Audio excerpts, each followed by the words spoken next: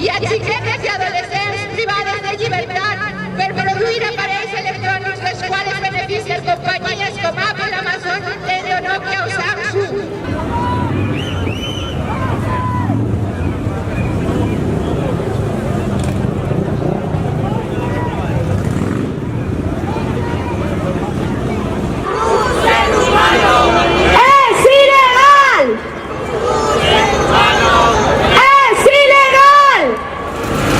No hay nada peor que la guerra, todo lo que viene después. Masacre, miedo, desesperanza, impotencia. Claro que los niños de 13 años como yo, solo escuchamos discutir y llorar a nuestros padres. Vemos a la gente mudarse, pero no sé a dónde, ya que nadie nos quiere en su país.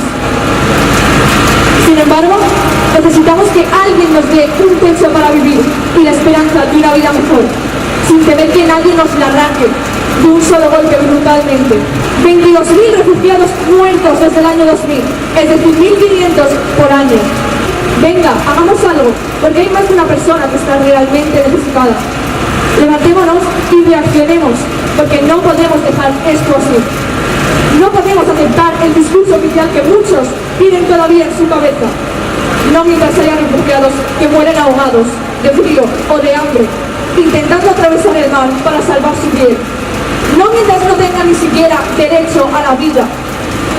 Estamos aquí hoy por la tercera vez con Constitución para protestar, para decir lo que realmente está pasando aquí en Europa.